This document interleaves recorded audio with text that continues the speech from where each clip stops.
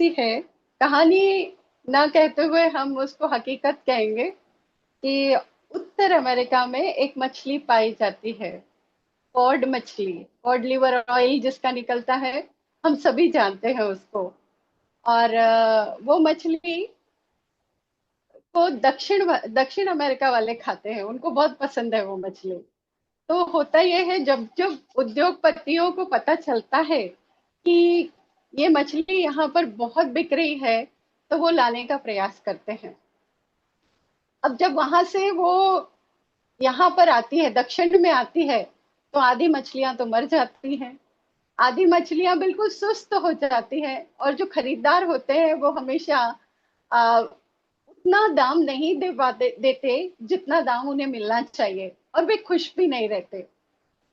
तब कुछ लोगों ने कहा कि नहीं, हम इस मछली को क्या करेंगे, पानी में रख के लेकर आएंगे और उसको उसी माहौल में लेकर आएंगे जिस माहौल में वो रहती है। अच्छा ठंडा पानी रखा जाता है और वो मछलियों को फिर से लाई जाती है। मछलियां आते आते पहले की तुलना में तो अच्छी होती है, पर फिर भी कुछ मछलियां उसमें भी मर जाती है। अब यहाँ पर लोगों ने अपना दिमाग लगाया, व्यवसायियों ने अपना दिमाग लगाया, और उन्होंने क्या किया, उस मछली के जो टब होता है उसके अंदर एक कैटफिश रख दी। कैटफिश और ये दोनों का 36 का आंकड़ा है। और ये कैटफिश क्या करती थी, गोल गोल घुमाती थी इन मछलियों को, काट खाने के लिए मछलियां हिलती थी डुलती थी। और फिर ऐसे माहौल में पूरा हलचल बना हुआ रहता था।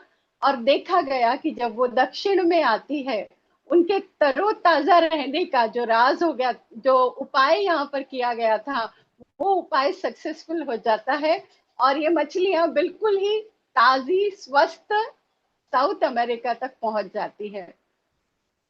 क्या सोचेंगे हम कि एक यदि हमारे पीछे कुछ लगा दिया जाए, उन मछलियों की जगह यदि हम अपने आप को रखते हैं, और हमारे पीछे यदि कुछ ऐसी घटनाएं लगी रही या काम लगे रहे या कुछ परेशानियां लगी रही, तो हम निरंतर परमेश्वर की खोज में लगे रहते हैं और हमेशा तरोताजा पाए जाते हैं। तो कुछ कुछ बातें जो है, जो हमारे जीवन में अड़चन आती है, वो हमें तरोताजा बनाती है। हालेलुया। और उस अड़चनों को हम ये ना सोचे कि ये अड़चन हमारे ऊपर क्यों आ रही है। यह अड़चन जो मछलियों के पीछे थी, कैटफिश जो लगी हुई थी, उससे वो पूरे सफर में मछलियां इस जगह से उस जगह, इस जगह से उस जगह चलती रही, और उसके कारण वो जीवित भी रही और वो तरोताजा भी रहे। हालेलुया। आइए हम दुआ करते हैं, और दुआ के साथ हम शुरू करते हैं। हम तरोताजा रहना चाहते हैं परमेश्वर। अति महान सर्वशक्तिमान यहोवा पिता परमेश्वर, हम आपका धन्यवाद करते, आपकी स्तुति महिमा और तारीफ करते पिता, कि आपने हमें इस भूतल पे जीवितों की भूमि पर अब तक जीवित रखा पिता। यीशु मसीह के नाम से प्रभु जी, आपके अनुग्रह के सिंहासन के सामने आके धन्यवाद की भेंट चढ़ाते पिता परमेश्वर। इस मुबारक शाम के लिए पिता, इस ऑनलाइन परिवार के लिए पिता, हम आपका धन्यवाद करते कि एक बार फिर प्रभु जी हम सब भाई बहन मिलकर पिता आपके वचनों को सुनेंगे, आपकी महिमा करेंगे, आपकी स्तुति करेंगे, और आपके स्वर्गीय राज्य के भेदों को समझेंगे। और पिता परमेश्वर, आपके दिल को जानेंगे। पिता, आपने बाइबल में अपना दिल पूरा लिख दिया है, सारी बातें लिख दी है पिता। प्रभु, उसको समझने के लिए पवित्र आत्मा हमारी सहायता के लिए, ये वचन जिन जिन कानों तक पहुंच रहा है पिता, हर एक कान को आशीषित कीजिए। संसार की सारी आवाजों को बंद करके पिता, तेरी ही शीरीन आवाज सुनने के लिए आप हमें तैयार कीजिए। प्रभु जी, हम कुछ नहीं कर सकते हैं, हम किसी का दिल नहीं बदल सकते हैं, ना मन फिराव का कुछ साधन बन सकते हैं, परंतु आपकी आत्मा, पवित्र आत्मा के जरिए पिता परमेश्वर, एक एक का मन बदलिए पिता परमेश्वर, और तिल तिल करके प्रभु जी आपके स्वरूप में बनने के लिए पिता हम सबकी सहायता कीजिए। इस समय मैं प्रार्थना करती पिता परमेश्वर, जितने जुड़े हैं सबने अपने अपने दिलों में प्रार्थनाओं को रखा है, सबने अपने दिलों में प्रभु जी अपनी परेशानी, अपनी जरूरतों को रखा हुआ है पिता। प्रभु हर एक से बातचीत कीजिए, हर एक से बोलिए और उनकी जरूरतों को पूरा कीजिए पिता परमेश्वर। सारी महिमा आपको देते प्रभु जी, इज्जत जलाल आपको देते हैं पिता। और इस दुआ को आपके बेटे और हमारे मुक्तिदाता प्रभु यीशु मसीह के नाम में होकर मांग लेते हैं पिता। बड़ी दया से सुनिए और कबूल कीजिएगा। आमेन। मैं नहीं जानती कितने लोगों को याद है कि पिछले बार मैंने स्मरण कर इस बात पे कहा था, और स्मरण कर ये मनुष्य ने परमेश्वर से कहा था। आज हम उसी के विपरीत में देखेंगे कि परमेश्वर मनुष्य को स्मरण करने के लिए क्या कहता है। हम निकालेंगे मीका की किताब और उसका 6वां अध्याय। मीका की किताब और उसका 6वां अध्याय और उसका वचन 4 और 5। हम इन दो वचनों पर मनन करेंगे और प्रभु से बातचीत करने का, उसे समझने का प्रयास करेंगे। मैं यहाँ पर पढ़ना चाहूंगी मीका की किताब, उसका 6वां अध्याय और वचन 4 और 5। मैं आपसे निवेदन करती हूँ कि जब आप वचनों को सुन रहे हैं तो प्लीज अपनी बाइबलों को खोल लीजिए, ताकि बहुत सरलता से एक एक बात को आप समझने पाएंगे। चौथा वचन यूं कहता है, मेरे विरुद्ध साक्षी दे, मैं तो तुझे मिस्र देश से निकाल ले आया और दासत्व के घर में से तुझे छुड़ा लाया।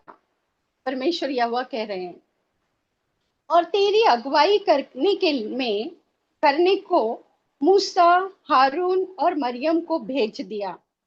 हे मेरी प्रजा, स्मरण कर कि मोआब के राजा बालाक ने तेरे विरुद्ध कौन सी युक्ति की, और बोर के पुत्र बिलाम ने उसकी क्या सम्मति दी, और शित्तिम और गिलगाल तक की बातों का स्मरण कर, जिससे तू यहोवा के धर्म के काम समझ सके।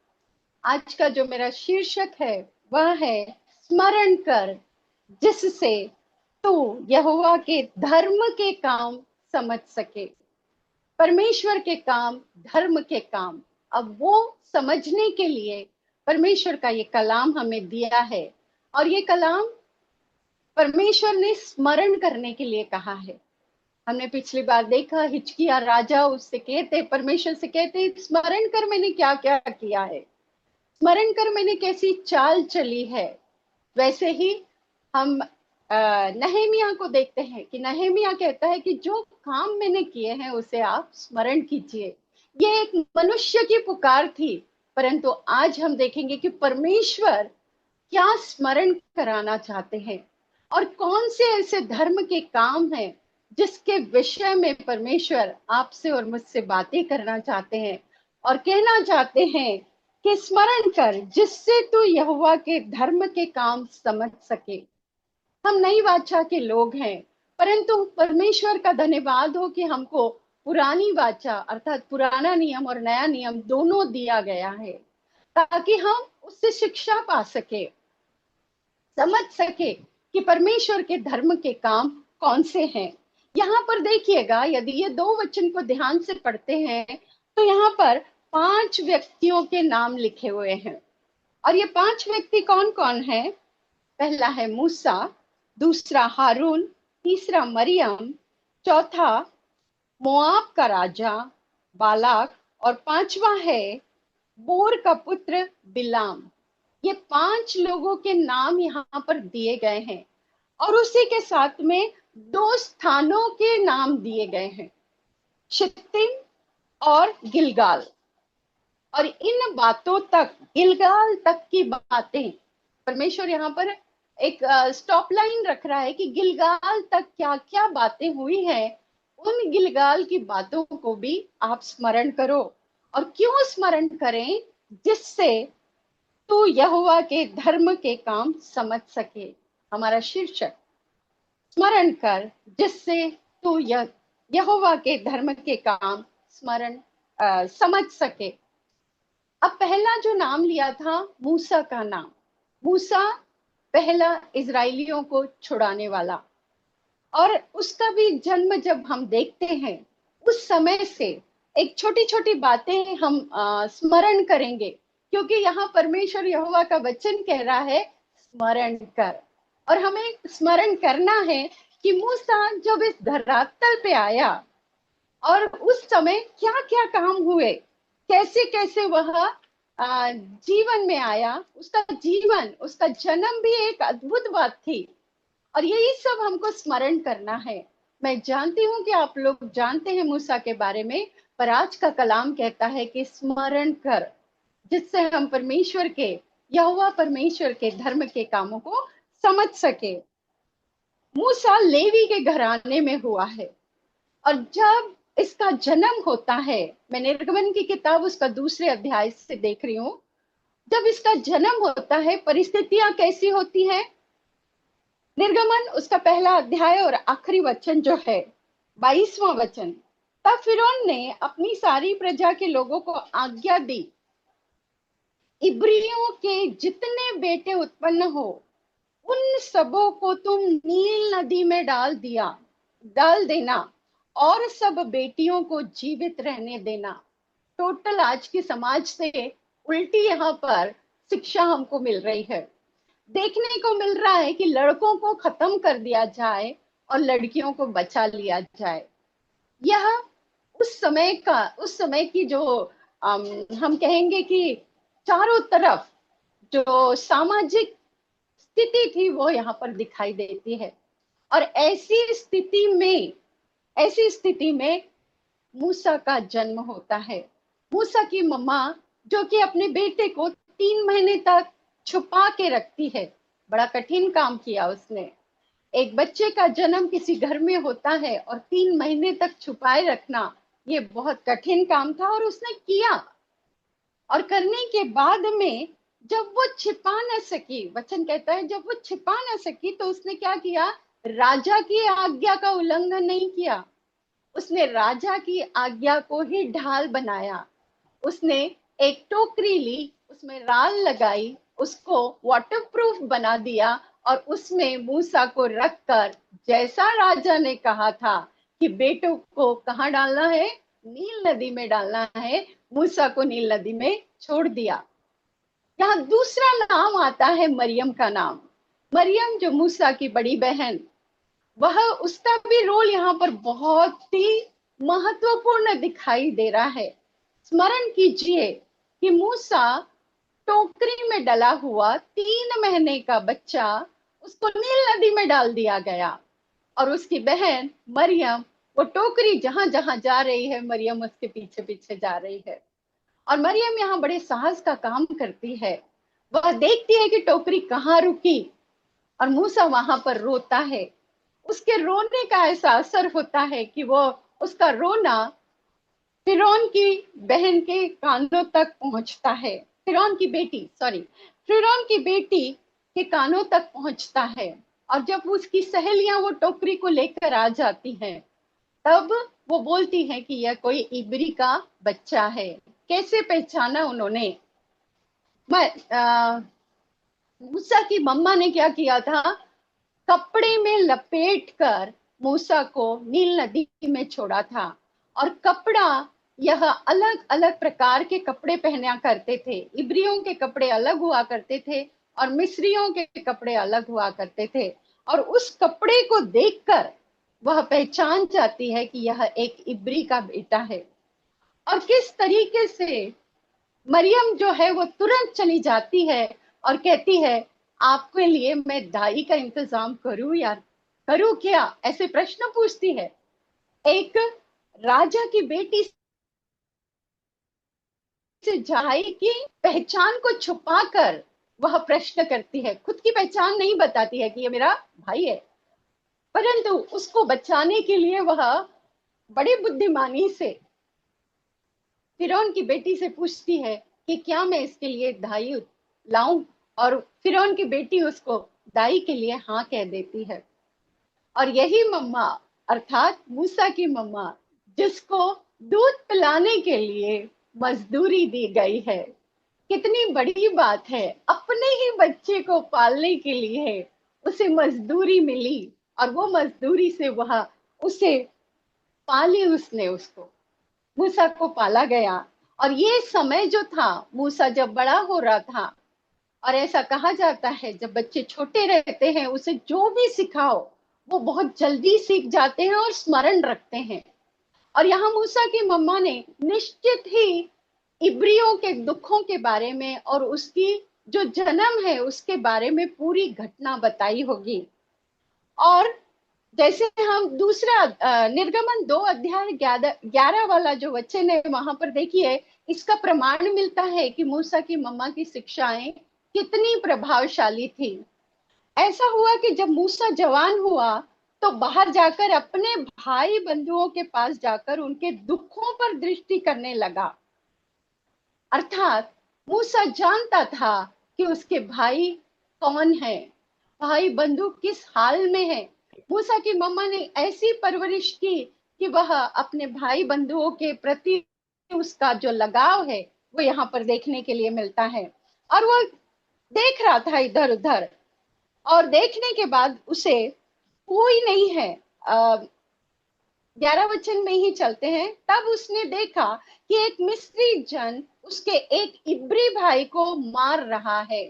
झगड़ा दिखाई दे रहा है, मिस्री और इब्री में झगड़ा दिखाई दे रहा है। और यहाँ पर भी लिखा है कि वह, उसने क्या देखा, उसके एक भाई, इब्री भाई को। अर्थात मूसा की मम्मा ने बचपन में उसको कितनी प्यारी परवरिश दी कि उसका मन अपने लोगों के प्रति दुखित होता था। वह देखना चाहता था कि उसके लोग कैसे हैं। उसने इधर उधर देखा। किसने देखा? मूसा ने देखा। इधर हाँ। उधर देखा कि कोई नहीं है, तो उस मिस्री को मार डाला और बालू में छिपा दिया। यहाँ मूसा अपने बल से इब्रियों को छुड़ाने का काम कर रहा है, और हम अपने बल से किसी का छुटकारा नहीं कर सकते। यही आगे बताता है कि दूसरे दिन भी ऐसा ही हुआ। दूसरे दिन क्या हुआ कि 2 इब्री लोग मारा पीटी कर रहे थे। पहले कौन था? इब्री और मिश्री। पर अब दूसरे दिन जब वो बाहर निकलता है तो 2 इब्री लोग आपस में लड़ाई कर रहे थे, मारपीट कर रहे थे। और यहाँ पर आकर वह कहता है, तू अपने भाई को क्यों मारता है? और वो कहता है, वो इब्री व्यक्ति कहता है, किसने तुझे हम पर हाकिम या न्यायी ठहराया है? जिस भांति तूने मिस्री का घात किया, क्या उसी भांति तू मुझे भी घात करना चाहता है? अर्थात उस मर्डर की बात, उस घात की बात यहाँ इब्री उसके मुंह पर उजागर कर देते हैं। अब फिरौन डर जाता है और सोचने लगता है, यदि ये बात खुल गई तो निश्चित ही वो जो राजमहल में रह रहा है वहां से उसको सजा भी हो सकती है। और वो वहां से भाग जाता है। और भाग जाने के बाद में वह आगे चलता है, विज्ञान के राजा के पास में जाता है। वहां पर उसका ब्याह हो जाता है, उसके 2 बच्चे हो जाते हैं, ऐसे बताया जाता है। और जब वो 80 साल का होता है, जब ये भागता है मिस्र से, तब उसकी उम्र 40 साल होती है। अपने बल से वो इब्री लोगों को छुड़ाना चाहता है, परंतु परमेश्वर की एक अलग योजना उसके लिए है। और यहाँ पर जब वह बकरियां चराने गया तो उसे जलती हुई झाड़ियां दिखाई दी। और वो जलती हुई झाड़ियों के पास वो जिज्ञासा पूर्वक जाने लगा। वो शायद अपनी भाषा भी भूल गया था। 40 सालों में वह मरुस्थल में चलता है, और उसके बाद में परमेश्वर उससे बातचीत करते हैं। परमेश्वर ने उसको छुड़ाने वाला बनाया था। यहाँ पर आके मूसा की उम्र 80 साल की है, और वह बातचीत कर रहा है परमेश्वर से।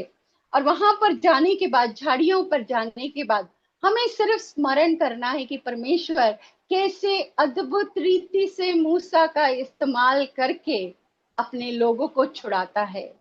कैसे वह मूसा का इस्तेमाल करके इब्री लोगों को, इब्री लोगों के आंसुओं को वह पोंछता है। परमेश्वर कैसे सुधि लेता है, यह हमें स्मरण करना है। और आगे की घटना हम जानते हैं कि परमेश्वर की बातचीत होती है, और परमेश्वर उससे कहते हैं कि तू जा, मेरे लोगों को छुड़ा ले। वह मूसा जो डर के भागा था, अब वो वहां जाने के लिए डरता है, और वो कितने बहाने करता है। मैं क्या बताऊंगा कि मुझे किसने भेजा। फिर उसके बाद वो बोलता है कि क्या वो लोग भरोसा करेंगे कि तूने मुझे भेजा है। फिर चिन्हों को दिखाया जाता है, उसे चिन्ह बताते हैं। परमेश्वर कहते हैं तेरे हाथ में क्या है, वो कहता है लाठी। तो बोलते हैं कि लाठी को क्या कर जमीन पे छोड़ दे, और जैसी लाठी जमीन पे छोड़ी जाती है, वह क्या बन जाती है, सांप बन जाती है। और यह मूसा डर जाता है। फिर परमेश्वर कहता है उसको पूंछ से पकड़, और जब पूंछ से पकड़ता है तो वो लाठी वापस अपने अस्तित्व में आ जाती है। फिर उसके बाद भी वहां आगे पीछे होता है। फिर परमेश्वर से कहते हैं तो एक काम कर, अपना हाथ छाती पे रख ले। और जैसी वो छाती पे रख लेता है, और उसके बाद में परमेश्वर कहते हैं निकाल के देख, तो वो हाथ सफेद हो जाता है। परमेश्वर प्रमाण देते हैं।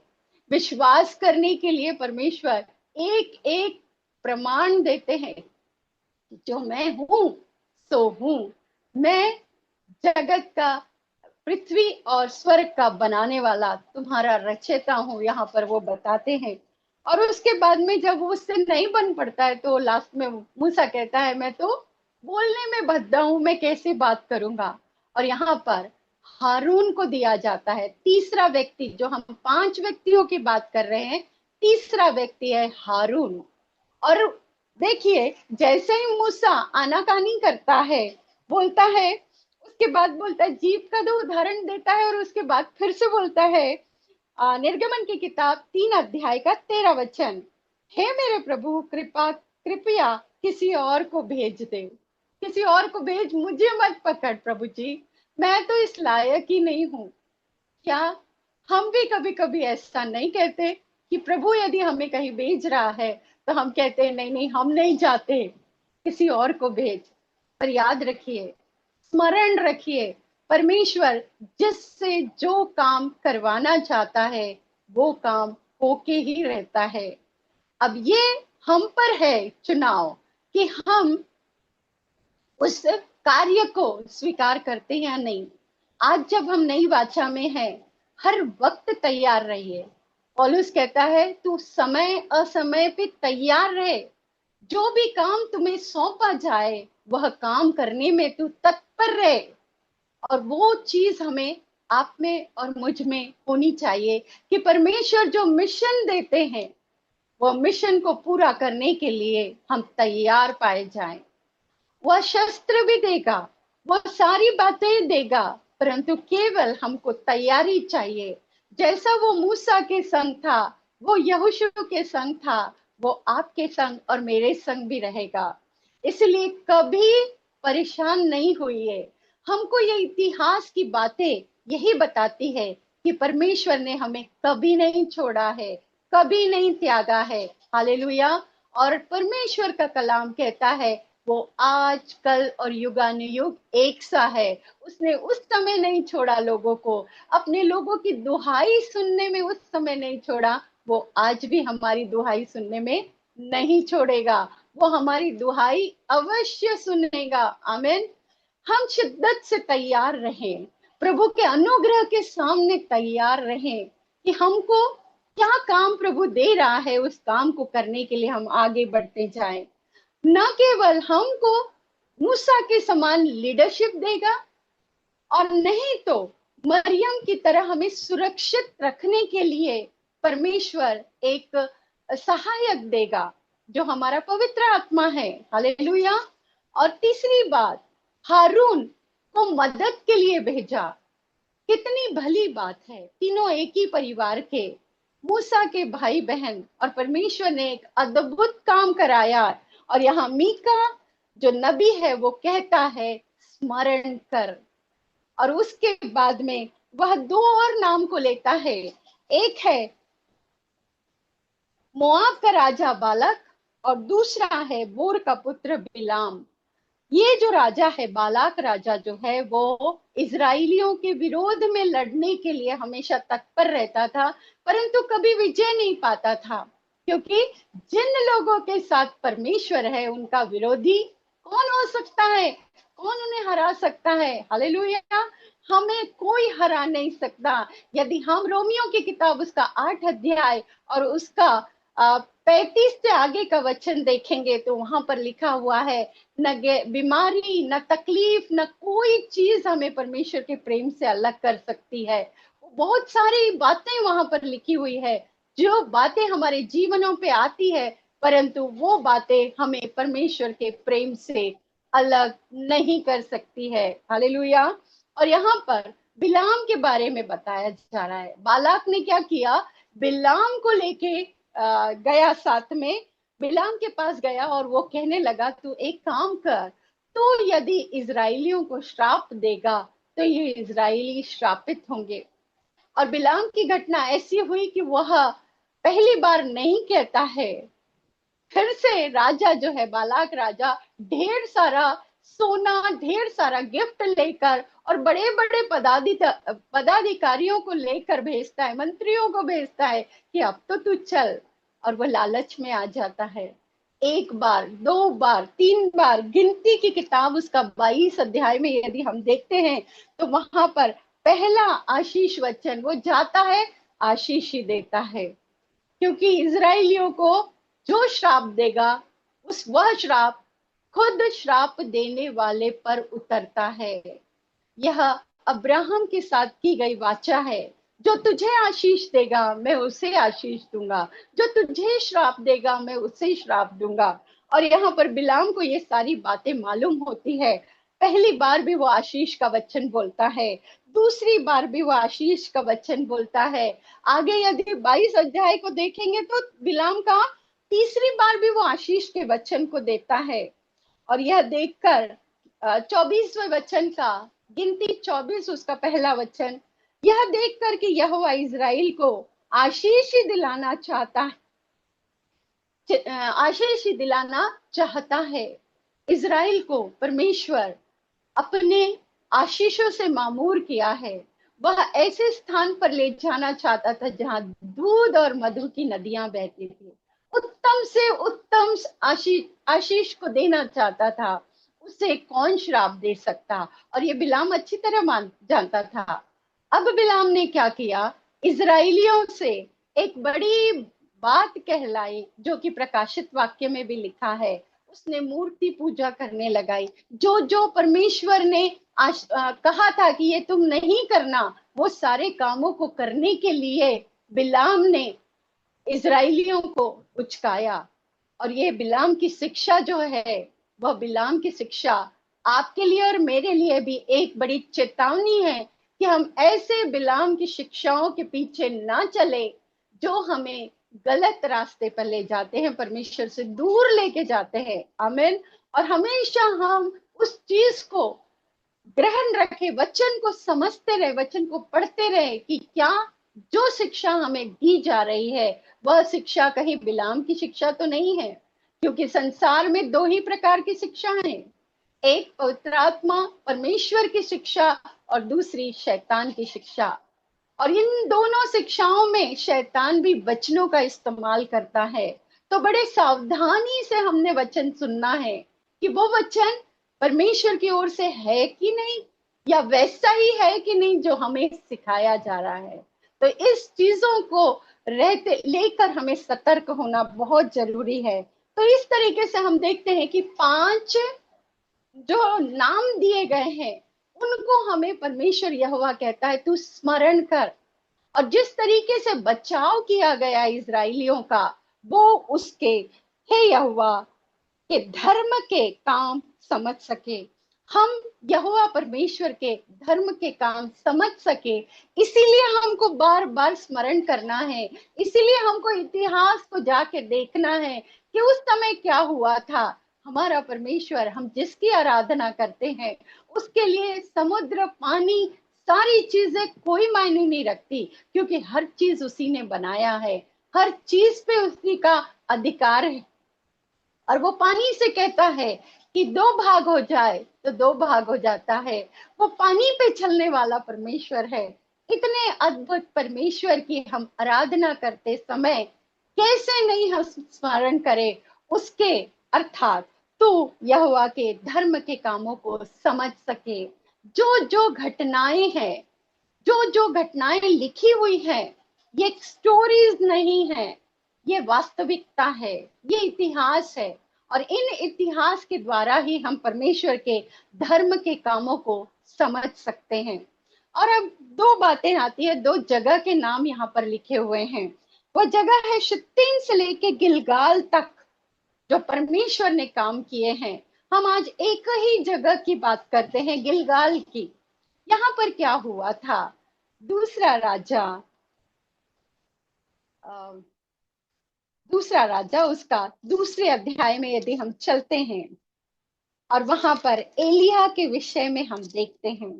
दूसरा राजा मेरे साथ निकालिएगा, और उसका दूसरा अध्याय देखिए। यहाँ पर क्या लिखा है? एलिया का स्वर्गारोहण। एलिया ने मृत्यु नहीं देखी थी। वो परमेश्वर का दास, परमेश्वर की बातों को के ऊपर चलने वाला, परमेश्वर के ऐसे ऐसे काम करने वाला, जो कि हमने इतिहास में देखे कि उसने 400 बाल देवता के जो पुजारी थे, उन सारे पुजारियों को खत्म कर दिया था। उसने प्रूव कर दिया था कि हमारा ही परमेश्वर सच्चा परमेश्वर है। इसीलिए तो यूहन्ना की किताब उसका 17 अध्याय, यूहन्ना की किताब उसका 17 अध्याय और तीसरा वचन क्या कहता है? यूहन्ना 17 और उसका 30 क्या लिखा है? और अनंत जीवन यह है कि वे तुझ एकमात्र सच्चे परमेश्वर को और यीशु मसीह को जिसे तूने भेजा है जाने। सच्चा परमेश्वर अर्थात कोई है जो हमारे कानों में झूठ बताता है। क्योंकि यूहन्ना उसका 10 अध्याय 10वां वचन क्या कहता है? चोर आता है चोरी करने, घात करने, हत्या करने, परंतु मैं इसलिए आया कि वे जीवन पाए और बहुतायत से जीवन पाए। ये जो बारीक लकीर है, इसको हमें देखना है, समझना है और हमेशा हमारे चित्त में रखना है। जैसा कि दाऊद कहता है भजन संहिता 119 के 11 वचन में, तेरे वचनों को मैंने अपने हृदय में रख छोड़ा है कि तेरे विरुद्ध मैं पाप न करूं। और आज मैं यही कहना चाहती हूँ कि ऐसे परमेश्वर के जन जिन्होंने ऐसे काम किए हैं, और इन कामों को परमेश्वर कहता है स्मरण कर कि तू यहोवा के धर्म के कामों को समझ पाएगा। मलाकी की किताब और उसका 6वां अध्याय और उसका 4था और 5वां वचन, जिसका मनन आज हमने किए। परमेश्वर करे कि इन वचनों के द्वारा मीका की किताब और उसका 6वां अध्याय वचन 4 और 5 पे हमने अध्ययन किया है और हमने देखा है कि परमेश्वर कह रहे हैं स्मरण कर, जिनसे तू यहोवा के धर्म के काम समझ सके। इन सारी बातों का स्मरण करके हम कैसे यहोवा के धर्म के काम, अर्थात आपका छुटकारा, मेरा छुटकारा, उसने तो ऐसे महान छुटकारे को हमारे लिए भेज दिया है जो हमारे लिए अनंत जीवन का रास्ता खोल देता है। अर्थात हमारा प्रभु यीशु मसीह जो कहता है मार्ग, सत्य और जीवन मैं ही हूँ, बिना मेरे द्वारा कोई पिता तक पहुंच नहीं सकता। उसने अपने इकलौते बेटे को भेज दिया, उसने वो काम कर दिया। आपकी और मेरी सजा उस अपने इकलौते बेटे को देकर आपको और मुझे बचा लिया। और उसने, प्रभु यीशु मसीह ने अपने रक्त के द्वारा हमें खरीद लिया है। तो हमें कैसी चाल चलना है, यह हमें सोचना है। और इन्हीं वचनों के साथ में एक वचन और आखिरी पढ़ना चाहूंगी, मीका की किताब उसका 6वां ही अध्याय और आगे देखते हैं 6वें वचन से क्या लिखा है। परमेश्वर क्या चाहता है? और 8वें वचन में लिखा है, हे मनुष्य, वह तुझे बता चुका है कि अच्छा क्या है, और यहोवा तुझसे इसे छोड़कर क्या चाहता है कि तू न्याय का काम करे, कृपा से प्रीति रखे और परमेश्वर के साथ नम्रता से चले। परमेश्वर इन वचनों के द्वारा आपको और मुझे बहुतायत से आशीष दे। और ये वचन हम स्मरण करके यहोवा परमेश्वर के धर्म के काम समझ सके। जय मसीह की।